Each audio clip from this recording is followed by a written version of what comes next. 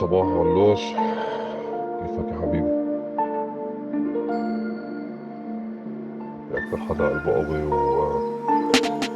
وأعطيكم ماذا أوقع المقاتلون بهؤلاء الأوغاد بهؤلاء العيون. Let's begin with the sound of يا الله.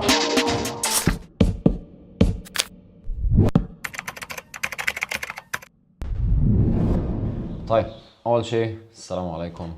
تاني شيء اليوم معنا ضيف عزيز وأخ حسين فرحات.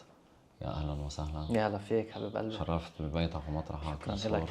شكرا. يعني هلا نحن عم نتبادل التجارب من قبل ما ماشي. عرفنا عن حالك. والله هذا أصعب سؤال، أصعب طلب يعني. بلش بصعوبة الحلقة. يعني حسين بكل بساطة، حسين فرحات، بقيت بالجنوب بالفترة الحالية وبالحرب الماضية، وهو هذا الشيء الطبيعي. يعني الأشخاص ممكن يسألوا إنه ليش بقيت؟ ليش بدي فل أصلاً؟ لأنه أنا بيتي بالجنوب وأرضي بالجنوب، ليش بدي فل؟ فهيدي منا شيء مميز، يعني إنه بيت بالجنوب.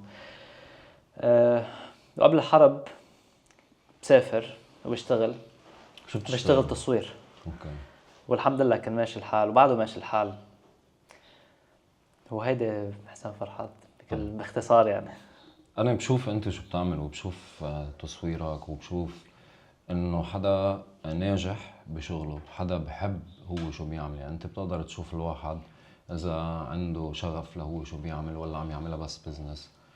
والسفر اللي أنت رحت على إيفرست وتايلاند كمان، شو الله جابرك تقعد بعرب صليم هديك الحرب وهالحرب؟ طيب ليك شو، أولاً الحربان اللي صاروا يمكن الهدف مش واضح عند كل العالم أو كل اللبنانية، اللي هو بقاء إمكانية البقاء على هيدا الأرض اللي هي الجنوب. فنحن عم نحارب لنبقى عايشين ولنبقى موجودين بالجنوب. فمجرد هيدا الفكرة، هيدا العنوان العام تبع الحرب، بيتطلب من الشخص اللي بحب أرضه، اللي بحب الجنوب، إنه يبقى فيها. لأنه أنا دايما برسم فكرة ببالي إنه هلأ أنا إذا فليت ما بديش أقول إنه هن بقيوا، لا، أنا لحالي. أنا إذا فل وإذا إجا حدا بده ياخذ لي أرضي، بغض النظر مين، معقول اتفرج عليه من بعيد هو عم ياخذ الأرض، هو عم يغتصب الأرض؟ ليش بدي أعمل هيك؟ يا بموت يا بدافع. صح. بالحجر، بالرصاصة، بالكاميرا، بالبترو بوكس. تختلف الأدوات بس الفعل الواحد 100%. الهدف تبع المقاومة هي مقاومة أصلا. صح. أنت ما بتخاف إنه يعني أهلك، أول شيء بدي أسألك، أهلك بالضيعة ولا أهلي مطرح آمن ولا أهلي بالضيعة؟ بالضيعة كمان.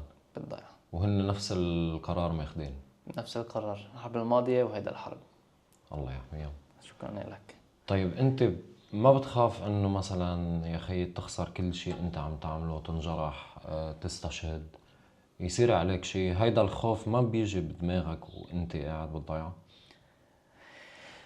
الإنسان بخاف من الشيء العاطل، الشيء اللي بيأذيه. هل هو الشهادة شيء بيأذي؟ بمعتقداتنا لا. طيب ليش بدي أخاف من الشهادة؟ هلا أنت بتخاف من تموت هلا نحن عم نعمل هذا البودكاست بتخاف إنه إذا نزل صاروخ وفجرنا، بتخاف من هذا الشيء؟ لا صراحة، بس بحس يعني قلت قبل بهديك الحلقة إنه شرف إلي إذا أنا مضايق الإسرائيلي لدرجة بده يقصفني ببيتي، هيدا شرف إلي، لأنه أنا واقف وثابت بأرضي ولسنا على حق. هذا يكفي، نحن على حق. ايه، هيدا من جهتي انه ما بخاف. الخوف موجود بس اللي برجعني هو السبب ليه انا موجود.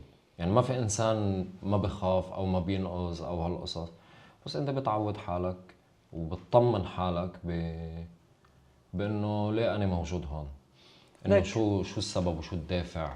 وهلا زي ما انت قلت انه الحرب في لها سبب، ليك اللي هو هو وجود وبقاء. هو موضوع الخوف، موضوع التوتر، موضوع الأذية النفسية، هيدا شيء بطبيعة الإنسان منه بإيدك. صح. هلا يمكن فيك تشتغل على حالك نفسيا وروحيا، توصل لمحل كنترول. مثل الإمام الخميني مثلا، إنه توصل إنه أنا مستحيل خاف من شغلة، خلص في الله عم يتحكم، أنا خصنيش. بس يمكن بدنا نشتغل نحن، هاي الخبريات مش إلنا. إن شاء الله يعني نصير هيك، بس مش إلنا. لا نحن ملاك، ما نحن عم نثبتها يعني. ما انت هديك الحرب 66 كانت كتير صعبة. بس هو لا ما بيخلى الموضوع من التوتر الطبيعي، صح. بس مش الخوف الهستيري اللي بخلينا نحن نحمل حالنا ونفل خوفا من الموت او خوفا من الشهاده. مش حابب اقولها خوفا من الشهاده، او خوفا من خريطة عليها مربع احمر، انت بدك تصير تخاف انه شافت يهودي بده يطلعني من بيتي. هكذا شافت ابن حرام بده يجي يقول لي شو بدي اعمل.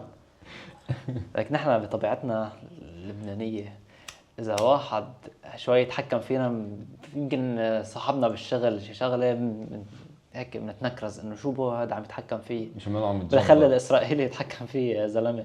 على قد على قد. لك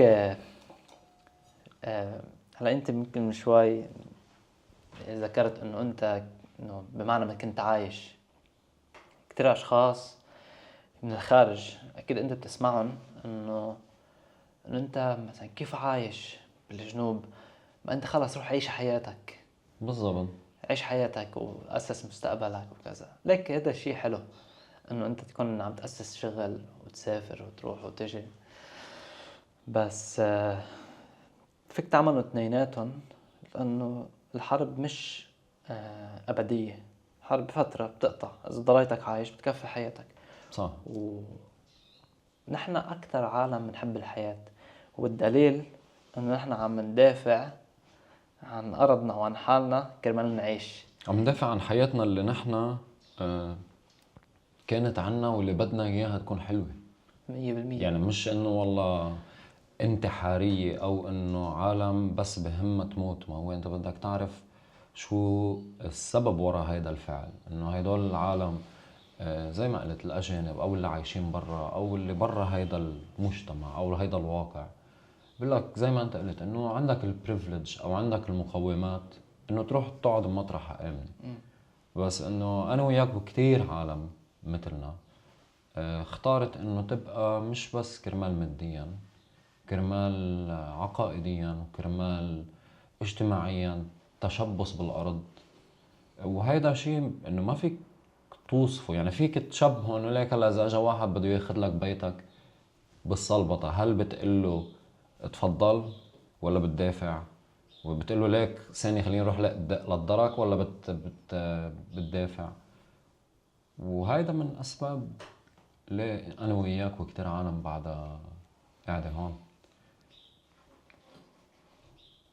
بعتقد كل واحد فينا عنده حس الدفاع عن النفس، بس العالم ما بتشوفها بهالمقاييس. ليك انا بتفهم اللي بيقول لك، او قبل لحتى اقول لك شو الفكره. مره كنت قاعد مع حدا، مش هقول لك هلا وين الباك جراوند تاعته، قلت له اذا اجى حدا بده ياخذ لك بيتك شو بتعمل؟ قال لي بحلها بالسلام، ما بحارب. طب خذ له تليفونه من ايده وقول له ليك روح هلا بالسلام. كمل. كمل. كمل. بعتقدش يسمع هيدا الحلقه، خليني اخذ راحتي بالحكي.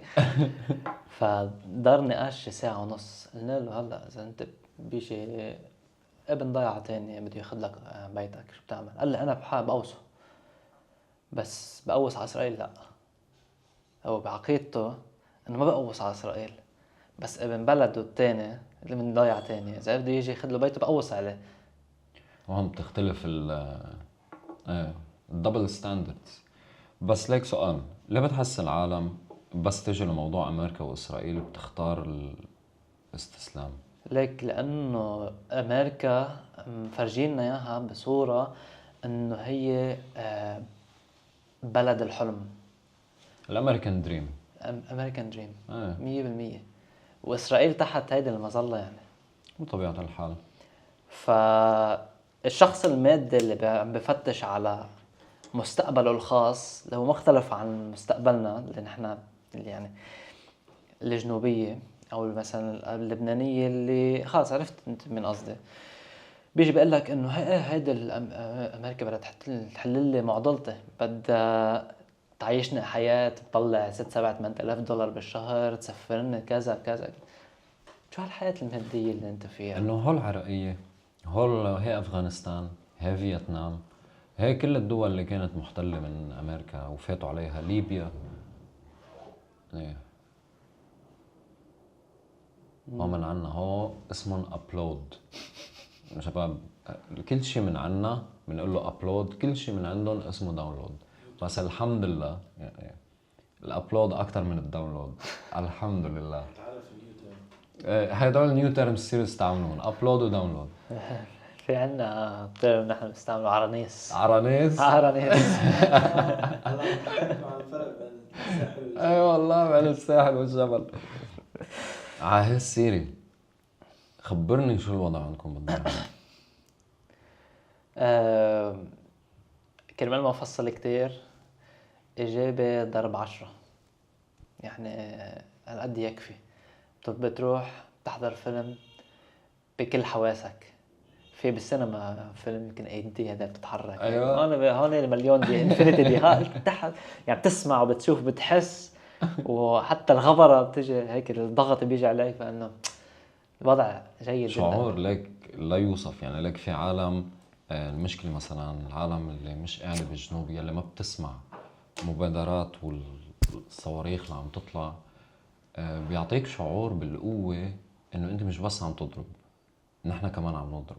واذا بتسمعوا الاصوات اللي بتطلع من هون بتعرف قد ايه هن عم يتوجعوا هناك. وبحس هيدا جزء من انه اللي بيرفع لنا معنوياتنا بالصمود، انه انت مش بس عم تاكل قتل، انت عم تسمع الضرب وعم تسمع نحن كمان فعل المقاومة. ليك الحرب مش عنا، الحرب برا من هون. لانه اللي مش عايش هذا الشيء اللي عم تحكيه بيقول لك انه نحن تدمرنا، نحن ليك القصف وتشوف الضاحية، بس هو اكيد ما فات شاف الضاحية، اكيد شاف على الصورة على التليفون. في بعض الاعلاميين اللي الله يسامحهم بيعكسوا صورة الباطون لما هدم. هلا اوكي ما فينا نصور نحن العرانيس ايوه. بس هيدي فينا نحكي عنهم خيي. no fun in sight, you just enjoy the moment. يعني انبسط ليك طلع فيها ليك انا بشوفها مشكلة. انا بشوفها مشكلة كتير كبيرة، لانه الجهة الوحيدة اللي هي الاعلام الحربي اللي هو عم بيقدر او بينسمح له يعكس هيدا الصورة، نحن ما بنقدر بحكم باحكام امنية. هيدا بشوفه شيء سلبي، انه لا نحن بدنا نفرجي العالم. يعني تخيل لو هودي كل الاعلاميين بدل ما يصوروا باطوان يصوروا الابلودز. يا اخي ما تصوروا، احكوا عن الابلودز. بتلاقي العالم تحت شو واو نحن عم نربح، شو نحن عم ناكل طعم قتل. بهول يومين 3 لما كانوا الشباب عم بيعطوا فوق 70 بيان 96 بيان وبهالمناطق، انت لاحظت السوشيال ميديا كيف تغيرت بهول يومين 3؟ ليك تغيرت بطريقة شوية غريبة. الاشخاص اللي كانوا نزلوا باطون وقفوا خلص وقفوا ركود. ليه؟ لانه حلو كمان نشجع ولغاية حلو ان انا عم نضرب انبسطوا. والله امبارح عملوا 96 بيان. 96 عملية، الله اكبر. شو بقول لك اخر شيء؟ بتعرف شو 96 عملية؟ يعني مش انه بس طلع الوزير هيدا سموتريتش اللي بعت ابنه ورجعوا له اياه محمل، اللي كان بده يقول بده ياخذ الليطان. امبارح بيطلع بتصريح بقول انه الحزب هو من يدير الحرب ويديرنا. اختلفت الكفة عن ايام 66 يوم، وهيدا الاشياء اللي لازم يتضوى عليها اكثر. لأنه حكينا بالحرب النفسية قد ايه تأثير عليك، وانه السوشيال ميديا خلص قد ايه عندك كم فولور، ما انت عم تشوف نفس طبعا عم يخبر القصة للتاني. امبارح كنت عم بحضر قناة مش نقول من هي، عم بقول انه نحن خي خلص بدنا سلام مع اسرائيل، ليك من مأواهم شو عم انه هذا الكم صاروخ اللي عم بتطلعهم انه شو عم يعملوا. هيدا اوطى من الاسرائيلي بالنسبه بريح. إلي. اذا بريح. الاسرائيلي عم بيقول لك انه انت اقوى، بيجي واحد ببلدك بيقول لك لا اسرائيل اقوى، اخي تعال طلع اسرائيل عم بتقول انه حزب الله صار اقوى. هي الضربة اللي بتجي من خصرك بتوجع أكتر لما بتجي من بوجهك. يعني أنا لك بعرف مثلا اليهودي شو هو، وبعرف توجهه، وبعرف إنه هن بيكرهونا، بس أنت بتزعل لما تلاقي حدا من ابن بلدك وبيتشارك معك الهوية واللغة والتراث والعادات عم بيسعى لحتى أنت تتدمر ويقتلوك وتمحى وما عنده مشكل. رئيس الحكومة طلع عم بيحكي من كم يوم انه نجيب الدب لكرمك ومن هيدا الحكي. او زعلوا على شوية صورة وصار بده يقدم على مجلس الامن، بس ما زعل انه في فوق 1000 شهيد من شهر لهلا. فهون انت بتشوف التخاذل بيزعجك. هذا التخاذل اكتر من اليهودي معروف توجهه شو. صح. لك الانسان مش اي واحد عنده عقل وبفكر. يعني في انسان، في كائن ممكن يكون عنده عقل وبفكر وبيحكي مثلنا ومثله، بس منه انسان، انه مجرد من الانسانيه. صح. وقت الانسان، برجع بقول الانسان، وقت الكائن بيزعل على الجسر ما بيزعل على 1000 شهيد، بيسقط من الانسانيه. ايه هون كيف حتى على رئيس الحكومة يعني بدي نقر عليه. يعني إذا بتجي تضبوني تعال ضبوني. بيطلع بيقول إنه هو بيبعت رسالة لترامب إنه هو جاهز للمفاوضات، علما إنه نواف سلام هو قاضي بالمحكمة الدولية، صح؟ كقاضي بالمحكمة الدولية اللي هي عاملة إدانة لنتنياهو بجرائم حرب ولازم يتوقف، أنت عم تدعي ترامب اللي هو بملفات إبستين مشلشل بقضايا اغتصاب أولاد وكل هالقصص، عم تدعي هيدا المغتصب الأطفال لتروح تتفاوض مع مجرم حرب في بدمه في برقبته فوق 100,000 شهيد. أنت مين عم تمثل؟ هذا بدل ما يكون هيك عم يعمل هيك. 100% عرفت انه انت مين عم تمثل؟ مصلحة مين؟ مصلحة اللبنانيين بشك. هي بنفس الحكومة اللي راحت سلمت أسير إسرائيلي على حدود بالناقورة من 6-7 أشهر. فبس هون نحط لكم اياهم هيك فور ذا ريكورد للتاريخ لتعرف الدولة والحكومة كيف عم تتآمر على شعبها. متآمر على حالها. ايه هلا بكره طبعاً. كله بده يندم، بكره بس تخلص الحرب ومنتصرين ان شاء الله. هونيك كله بده يعيد حساباته، كل واحد يتآمر على المقاومة ويتآمر على شعبه. بده يكتشف الغلط اللي عمله والخطيئة اللي عملوها. ليك في شغلة كتير حلوة بهيدا السيناريو اللي عم بصير. صح نحن عم نحكي على رئيس الحكومة والرؤساء كلهم، بس أنا بشوف هيدا السيناريو هو أفضل سيناريو للوقت الحالي. صح عم يأذينا، صح هيدا السكينة عم تغرز بخاصتنا وعم تعمل هيك، بس سيناريو الأفضل لهيدا الحالة كرمال لو هول فيجرز هن بصفوا حدك ممكن تنأذى بشكل أكبر وأوسع بكتير. قصدك انه تتوسع على الحرب والطول الطال لعالم تاني او الدولة كلها؟ الدولة كلها. هلا نحن فينا يمكن نقول انه مش ملاحظ انه نحن عم نضحي بحالنا، حتى عم نحاول انت هلا انه نحن عم نحاول ناكل الضرب عن الدولة اللبنانية. طيب مين أهم؟ هذا اللي هونيك ولا الدولة اللبنانية؟ اكيد الشمال. يعني هذا اللي هونيك اللي كم واحد عم بقوصوا عم يرموا، لكن عم بدافعوا مش عن الدولة اللبنانية حاليا، عن الدولة اللبنانية لمدة 100 سنة 200 سنة. الأمة العربية والإسلامية. والله لازم هلا هول الرؤساء كلهم بس تخلص الحرب تيجي تقعدوا على الطاولة شكرا، يقولوا لهم شكرا لأنه دفعتوا عنا. بس هلا شو بيعملوا؟ بخلصوا يلا الله يسامحكم دمرتوا لنا الصورة. يا ابن شو اسمه مالك كم شهيد عندك كلمات تضلك عايش يا زلمة. ما تضلك عايش حرفيا. متت يعني أنا متت كرمال أنت ضلك عايش، لأنت بس شريك بالوطن. إنه مش مطلوب ما هن مش مطلوب منهم يحمل بارود ويقاتل بالدرجة الأولى، بس ما تطعن بالظهر. ما إذا تقول ما حدا تحمل بارودة. ايه طب ما يا اخي عم دافع عن ارضي، كيف شو بدك اياني اعمل؟ لا حول ولا قوة الا بالله يا زلمة. والله بعد هذه الفقرة رح يجوا يضمونا أنا وياك. يجوا عم يعرفوا وين بيتي. يجوا. والله انا من الاف 35 مش عم نخاف، بدي اخاف من نواف سلام. عسيرة الحياة كيف عم تقضي وقتك بالضيعة؟ كيف ايامك؟ كيف روتينك اليومي؟ بحكم الحرب الوقت عم بيكون أغلبه ما عنا شيء. أول حرب كان هيك، فأخذنا قرار نفسه اللي أخذناه المرة الماضية، الحرب الماضية، إنه نكون عم نهتم بالحيوانات ونعمل برمة بالضيعة. برمة الضيعة إنه بتكون إنه نشوف شو الوضع، نسلم على الشباب، أي حدا بحاجة لشيء نكون عم نساعده. في عالم بعد بالضيعة الحمد لله، الحمد لله. يعني اكثر بعد من في هذيك منيح الحرب.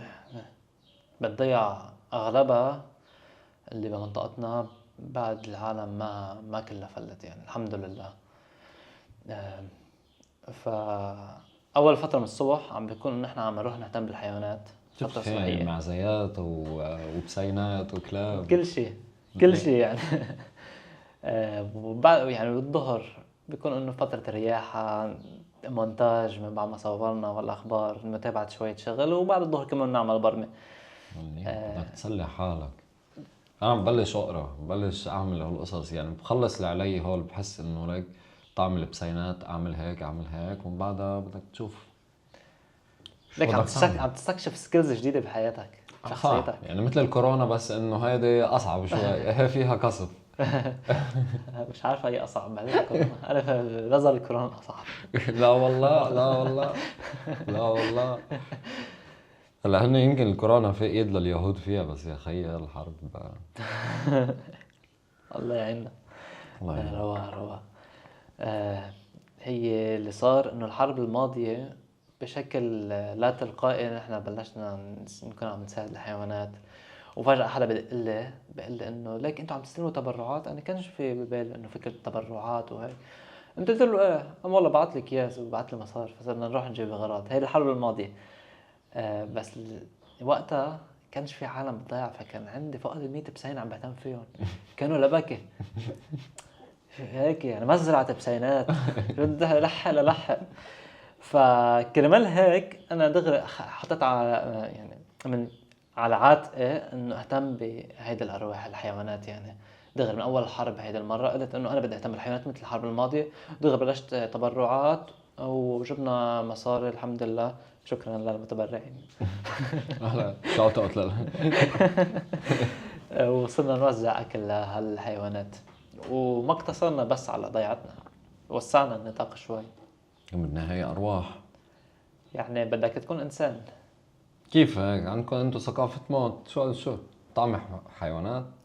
شو مرة سمعت عن واحد انا ايه العالم بتستغرب علي انتم بتطعموا حيوانات؟ لا نحن بناكلهم، نحن مثل الصينيين. شو مالكم يا عمي شو مالكم؟ كنت عم تقلي الشغل مونتاج وقصص، قد ايه بتحس هلا مهم او شو اهمية انه الواحد يوثق شو عم بيصير، او شو اهمية الصورة وشو حيثياتها؟ يعني مش مين ما كان صور فيه يقول انا عم وثق. الكاميرا بأهمية السلاح. إمام زين العابدين هو كان الكاميرا بكربلاء، فأنت بدك تكون إمام زين العابدين بس تحمل الكاميرا. كان هو ناقل الصورة والرسالة. 100%. هلا الحمد لله إنه في كتير مصورين هلا عم ينقلوا الصورة، يمكن الصح، إن شاء الله تكون الصح. بس تخيل أنت هلا عم تاكل قتل وما عم تعرف شو عم بصير، بيطلع عدوك بقول لك انه انا احتلت جنوب الريطانة، فت على الضيعة وما بعرف شو، وبلشت قصف وما عادش في قادة، وانت واقف عم تطلع بس على علم عدوك. لا طول بالك، انا في عندي كاميرا عم بتصور هونيك، عم بتشوف الدبابة كيف عم تحترق، عم تشوف المركبة كيف عم تتفجر. صح. هيدي لحالها سلاح. تخيل انت صح. تجرد من هذا السلاح الكاميرا، بس بشكل صح. يعني دايما انت بتحس ببلش التوثيق يصير غلط بس نصور دمار اكثر من انجازات. اوكي. والشي عم بتصير يمكن قبل الأسبوع الماضي يمكن كنت كتير فاقع هذه الشغلة، أو وقتها أخلية الضاحية، تصوير عالم عم تمشي، صار عدوك عم يستعمل لك الفوتج لإلك. مثل ما نحن لما نشوف فيديوهات من عندهم لبيوتهم كيف مدمرة ومنصير نحن نضحك عليهم وننبسط وناخد روح بشو ما هن كمان بياخدوا روح بالدمار اللي عنا. انت عم تعطيهم سبب لينبسطوا. صح، انت عم بتقدم لعدوك مواد انجاز على طبق من ذهب.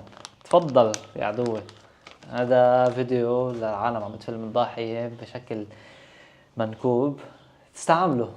والاعلام الثاني اللي ضدنا كمان بيستعملوا لحتى يعني انت لاحظت بفترة من الفترات حتى هلا في عالم عم شوف بتروح عند العالم المهجرة بتقعد تسألها أسئلة بتعكس عن معاناتهم وعن انه شو صار فيهم اكثر، يعني اكثر من انه تصوب على الهدف الاساسي.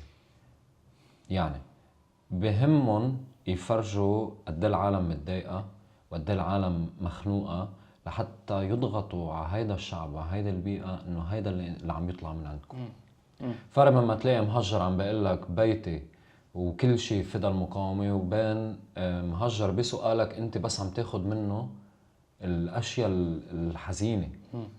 عرفت شو قصدي؟ صح صح صح. ليك ديك اليوم شفت كمان فيديو مقطع، مش عارف اكيد طلع قدامك، هذا اللي قدم بيته قدم اولاده، خلص فدا المقاومة وهم ننتصر، خلص روح انتوا اشتغلوا، انا ما عنديش مشكلة اخسر كل شيء، انتصر. لانه نحن عارفين كجنوبية يعني من قبل، من اهل ايام الاحتلال وبعد التحرير وبعد 2006 انه قد ما تصعب بالنهاية نحن رح نرجع على ارضنا. في هيدا الايمان انه اذا تدمر البيت حيرجع احلى.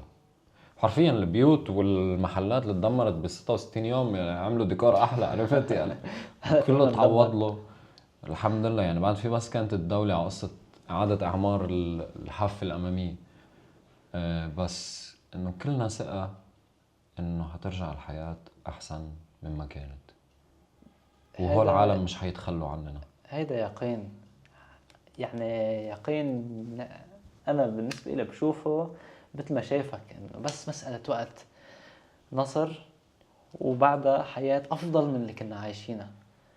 يعني حتى من 2019 ل 2024 كل العالم، عفوا ل 2023 كل العالم كان عايش بشكل يعني عم بدفش انه يلا كورونا من هون، ازمه من هون، نفط، ما بعرف شو، بلا بلا بلا. هلا يعني طلع الايراني والحزب وكل الجبهات اللي عم بتقاوم، العراقي واليمن هلا قريبا ان شاء الله، عم بحارب للعالم كله انه يلا خليني احل لكم هيدي المشكله. امريكا خليني اكسر لكم امريكا وروحوا اشتغلوا انتم. الصين رح تستفيد، الامارات رح تستفيد، صح حتى كل قتل هلا بس حترجع تستفيد الامارات.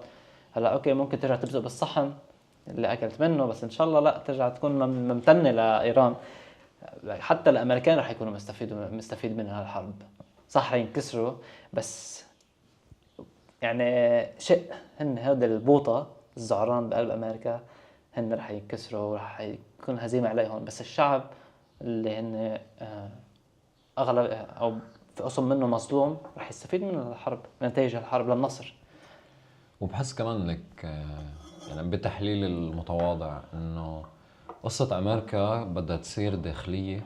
يعني الحل كمان حيجي من الشعب الامريكاني، ما عادش حيقدر يتحمل. يعني ما فرقت عنده 100,000 شهيد، بس فرقت عنده انه غلي الجالون $2. وبس يبلشوا يرجعوا الجنود بالطبابات، الشعب الامريكاني مش جاهز يبعت اولاده يموتوا كرمال نتنياهو، وبعد 3 سنين صار عم يكتشفوا هيدا الشيء. فبحس كمان الحل من الداخل يقلبوا عليهم. ويمكن يعني هي بالاحلام الوردية انه نكون عم نشهد على زوال هيدا الحكم اللي موجود باخر 5 ل 10 سنين، هالحكم الصهيوني الامريكاني على المنطقة. هيك ان شاء الله ان شاء الله يعني ان شاء الله كثير ورديه يعني بس كيس سيناريو. اليوم كنت عم فكر انه نحن اذا خلصنا منها لهيدي الغده السرطانيه شو بعد فيها؟ والله شو اي قضيه. تخيل اخذنا القدس شبعت فيه يا شباب بدنا ناخذ يلا. شو يعني وين يا سكان امريكا الصين شو بدكم ناخذ لكم حقكم؟ انا بحس لك إنه صار لازم نرتاح، يعني لازم نروح فاكيشن كلنا، يعني نحن والحزب كله. اوف تخيل هيك تلتقي مسؤولك بزنزبار مثلا. مثلا والله يصير ياخذونا هيك 100 ياخذوا نقاهه. والله ان شاء الله يعني ان شاء الله هذا عم نتوجع كرمال هذا الشيء. ليك الحرب انا بشوف فيها كتير شيء كتير حلو بغض النظر عن النتيجة. يعني جرد النتيجة منها. اول شيء بتخليك تستكشف اشياء بشخصيتك بحياتك الطبيعية ما بتستكشفها. شغلة تانية بتقربك لله. اكيد بعد هذه الحرب اللي قطعت 66 يوم شفت كتير عالم انه رجعت يعني رجعت وعيت على عقلها، رجعت يمكن تصلي، ترجع تصوم، عايش عم تأذي عالم. فهذا الشيء الإيجابي من الحرب يمكن شوية ضروري للمجتمع.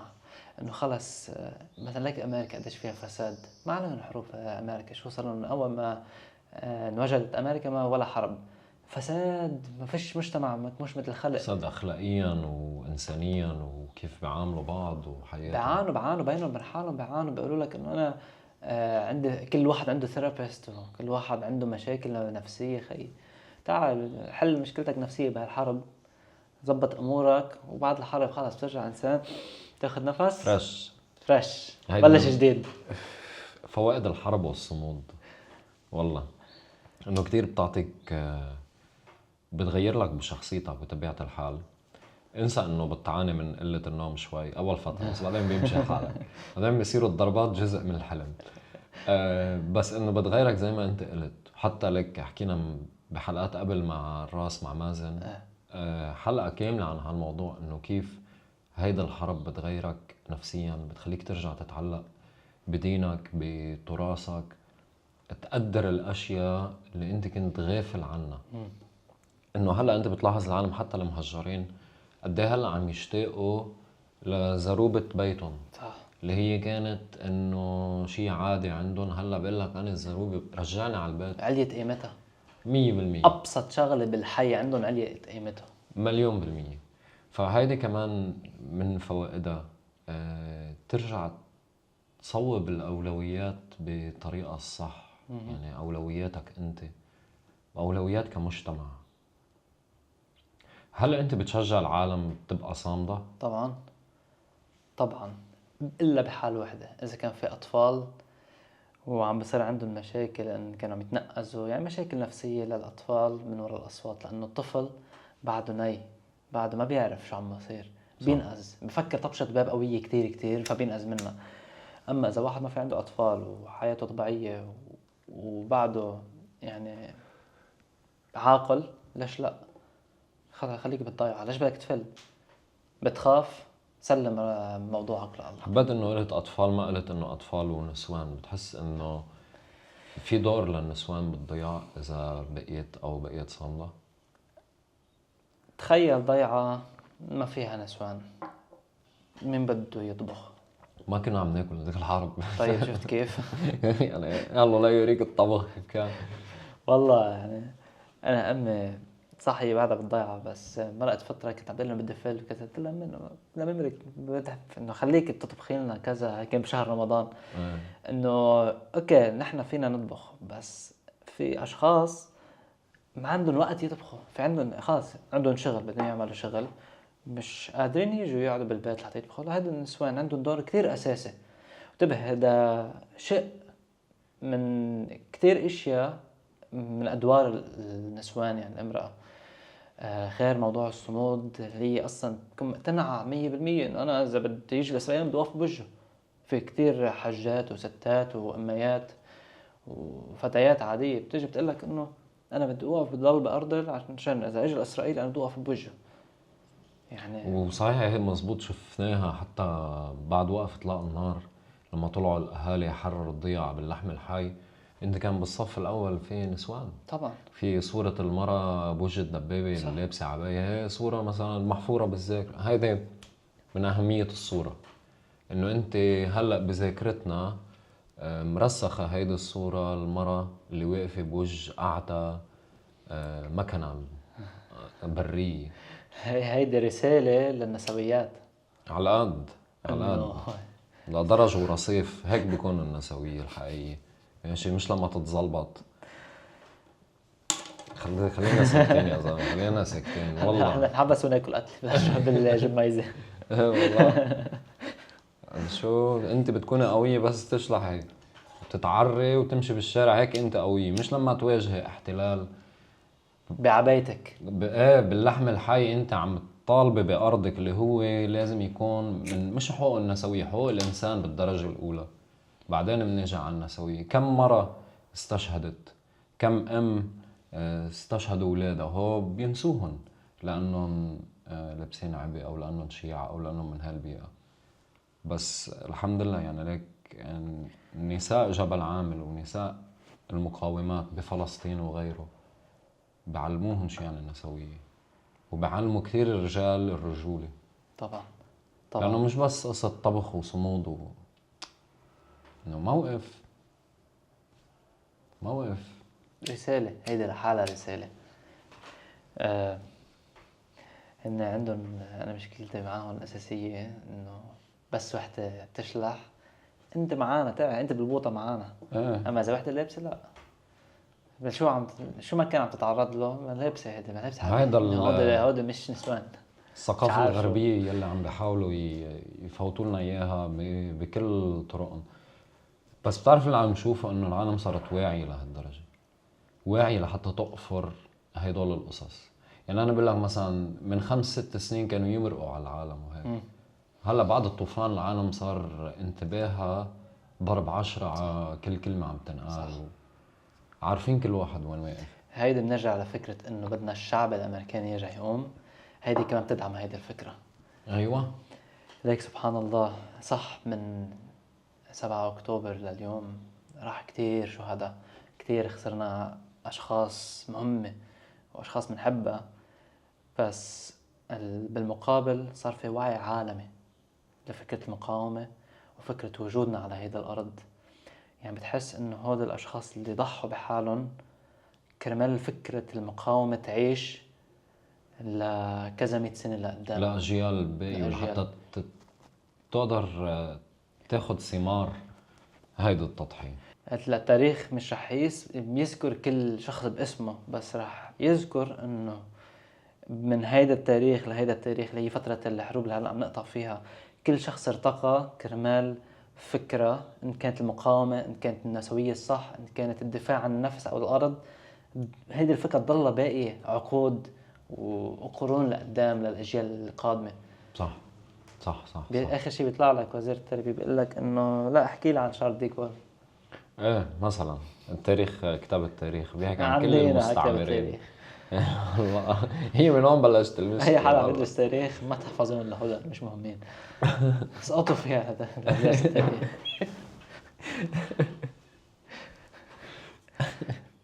ايه بس انه المهم فيها تعرف انه كل البلا من اصل سايكس بيكو والوعد بلفور والحرب العالمية الثانية اللي هي نحن ما كان لنا دور فيها. يعني اذا بترجع منطقة الشرق الاوسط بتسميتهم او المنطقة العربية، نحن ما دخلنا بصراعات المانيا وامريكا، بس لانه امريكا طلعت الرابحة عليهم، وهيدا مش يعني هن اخلاقيا احسن، قاموا وعدوا اليهود ككومبنسيشن وليك تعويض انه انتم شو صار فيكم خذوا هاي فلسطين والمنطقة كلها. خلص سهلة المنطقة خذوها. ايه خلص كم واحد قتلوهم وقمت خلص. 100%. فهيدي اللي من التاريخ اللي لازم الكل يحفظها من كتاب التاريخ. امبارح انا عملت مبادرة بريل انه نعمل ابليكيشن اسمها دباباتي. هاي الابليكيشن بتعد قد ايه في دبابات تدمرت بجنوب لبنان من اول الحرب لهلا، لانه اسم الله شباب شايلين شغل كتير، فانه حلو نعمل احصاء شو عم بيصير، خسائر إلهم بالارقام، بالتكاليف، بالمية. وهيك كمان نوع من انه نستعمل اداة من ادوات المقاومة اللي هي السوشيال ميديا واللي هي التك او الابليكيشنز. مثل ما هن بيعملوا علينا نحن كمان لازم خيي نجمع بعض. يعني امبارح انا في 3-4 عم اشتغلوا ويب سايتس لحالهم بكم ساعه.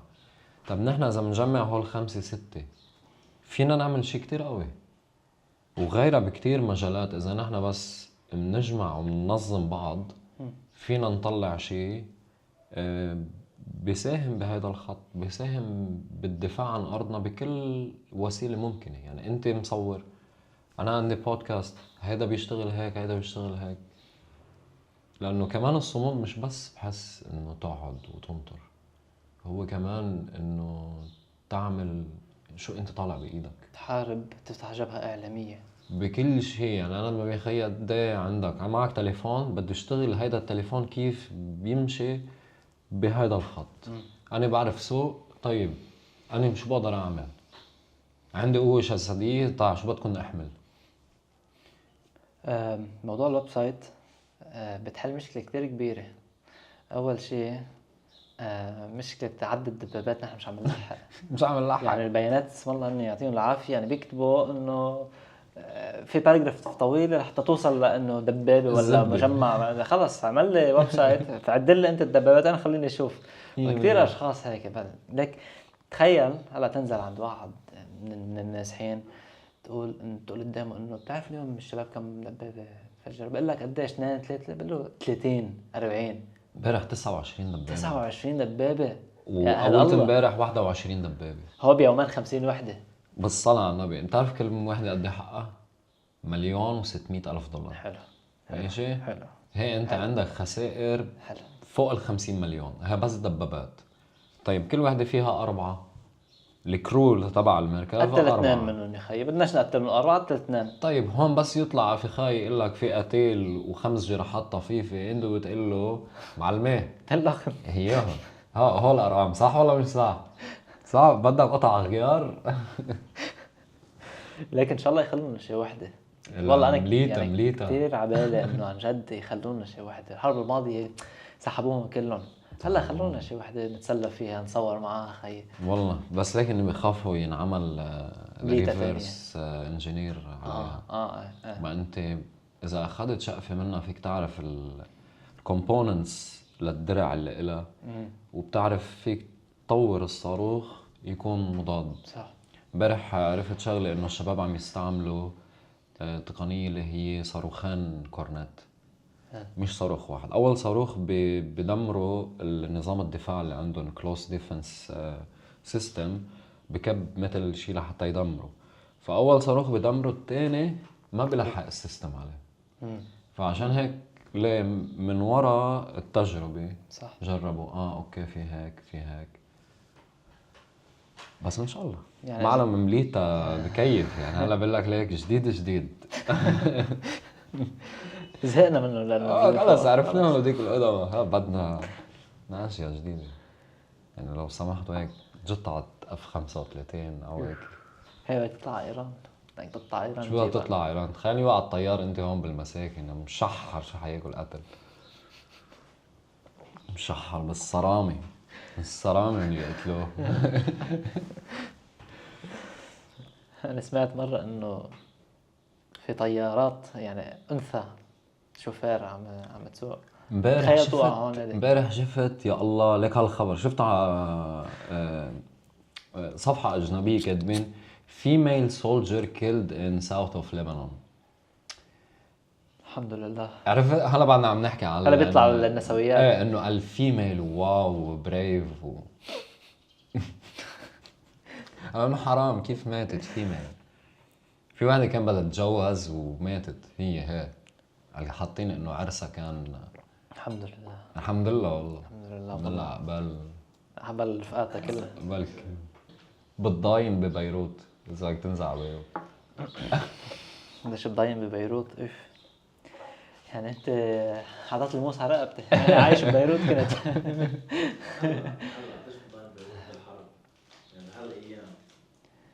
ليك انا عم بنزل على بيروت كرمال اجيب اغراض وهيك واشتغل الاشي اللي بعد عم تابعه يومان وبدي خلق يعني. والله منيح منك يومان.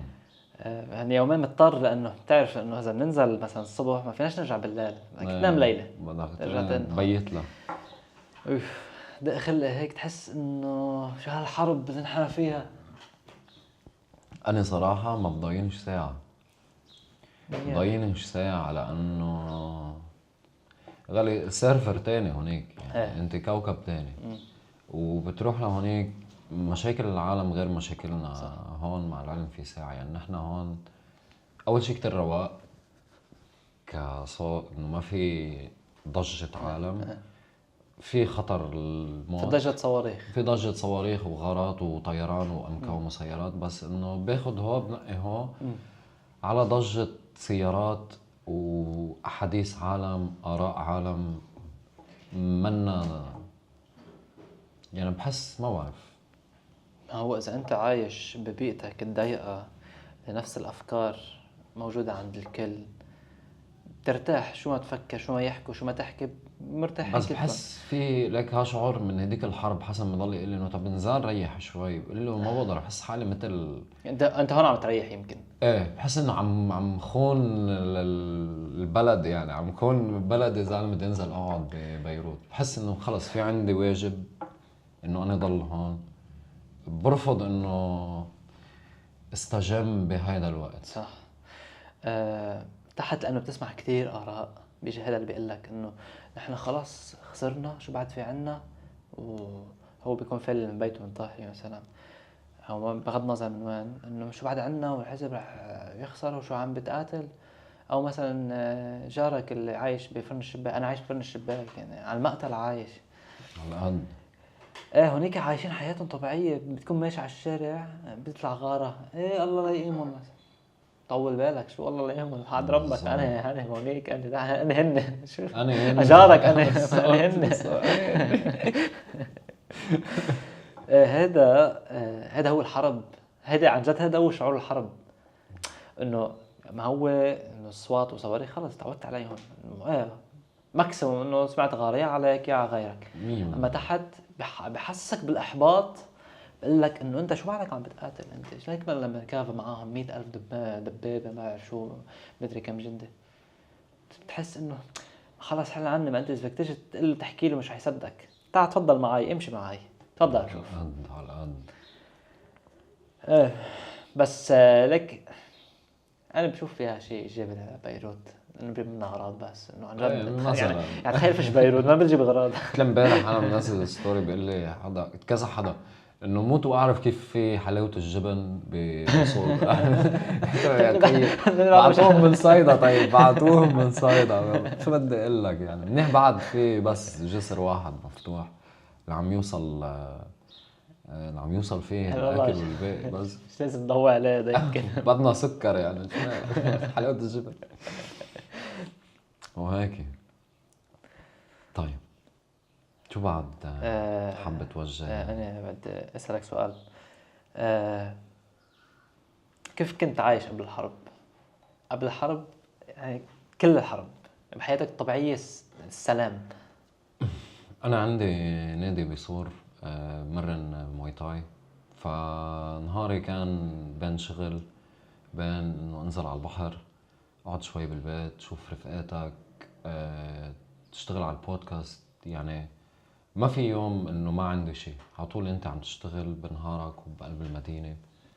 هلا الشغل كله واقف، كل شيء واقف، يعني بتصير ديديكيتد، بتوجه حياتك بمسار تاني. تقلي مش مشتاق للموضوع بلا، يعني فيش حدا بيقول لك انه والله انا مبسوط اني قاعد، خصوصا حدا اكتف. نعم. بس بتعض على الجرح. يعني في كتير عالم عم تقلي طب ليك انزل على بيروت واشتغل، انه اشتغل لك كم ساعة مرن شوي منها بتغير جو. بقول لك انه انا مش قادر اتصرف طبيعي وكون فانكشنال وفي عالم عم بتقاتل. يعني انا ما عبالي مرن اخذ مصاري والله طلعت مصاري وارجع. لا انا بدي اعيش مثل ما هو الشباب عم بعيشوا وكون قادر ساعد باي شيء. فالحياة كانت شيء. اذا ما نحكي قبل 7 اكتوبر، بعد 7 اكتوبر تغيرت، بعد 66 تغيرت. فترة 15 شهر كنا عم نجابه لانه خلصت الحرب. بتاني يوم نحن بلشنا شغل، بلشنا نضبضب الاشياء المكسرة، نرمم، ترجع تشوف كيف بدك تقلع بشغلك. ضلينا عم نحاول تقاتل لتمشي الحياة مثل ما كانت. صح. هلا في هيدا الظرف غيمة، بتعرفش قد بدها تضل، بس نحن شغلتنا نصمد لحتى من بعدها نرجع ونكمل ونكمل ونكمل، لأنه كمان أداة من أدوات المقاومة هي البقاء، ومش إنه تقعد وتزعل، لا، البقاء والشغل. يعني هيدا الشيء لازم يكون دافع إلنا لحتى نشتغل أكتر وتكون شخص فاعل أكتر. هيك بحس. يعني فعليا انت بتحب تعيش. ايه شو مالك؟ كنا عم نعمل كل اسبوع كنا عم نعمل رايد بالجنوب على الموتوسيكلات، عملنا هيك مجموعة يعني، مش بس يعني شو بدي اقول لك؟ بترفه. ايه، ما انت عم تشتغل بالنهاية لحتى كمان تنبسط بالحياة، تنبسط بالمقومات الموجودة بمحيطنا بكل شيء يعني. طيب شكرا على الاستضافة الحلوة، يعني منبر حر مثل ما انت بتقله. اخذت راحتي بالحكي، بس بنخاف انه هلا بيضبونا او يطعمونا قتة، بس في 35 مش خايفين، بنخاف منهم. الآن بده يجي هو شو ما هي بالقانون اللبناني في حرية الرأي والتعبير عن الرأي وكذا والأخبار. بعد ما تؤمن فيهم هدول هن هيك بقول. هن هيك بقولوا. انا من عندي انسى هو كلهم شعارات رنانة. الرأي الوحيد اللي لازم نحترمه هو رأي الشعب. رأي البارودة. اي والله، لا شيء يعلو على صوت المدفع. طيب يا غالي، نحن وصلنا لنهاية الحلقة. بدنا منكم ضلوا قوايا، تنشروا الإجابة، ما تنشروا قلن شو ما ينشروا. صور الباطون المهدم هيدا شو بدكم فيها؟ والله نحن كلنا شايفين باطون مهدم. صوروا الصواريخ هي وعم تنزل مش هي وعم تطلع. والدبابة المركبة هي وعم تحترق، لأنه هول الأشياء اللي عن جد عم بصيروا. الدمار بيرجع بيتعمر، منا مشكلة. الإسرائيليين صوروا لنا. المستوطنين صوروا حدا لنا. يترجم لنا بالعبري. المستوطنين اخواتنا اللي ما بنحبنش، مش اخواتنا كمان، يعني صوروا لنا من هونيك بحياة ربكم، ما حدا عم يجيب لنا مادة. فيش غير الفلسطينية اللي بالضفة عم بيصوروا الصواريخ الإيرانية وهيك، فإنه طب منيح، يلا اشتغلوا منيح، يعطيكم العافية. يعني شكرا لكم يا فلسطينية الموظفة. طيب، تصبحوا على خير. استمعوا واستمتعوا ولا تمت قبل أن تكون ندا، والسلام عليكم. غالي والله. وين الزقفة يا حسن؟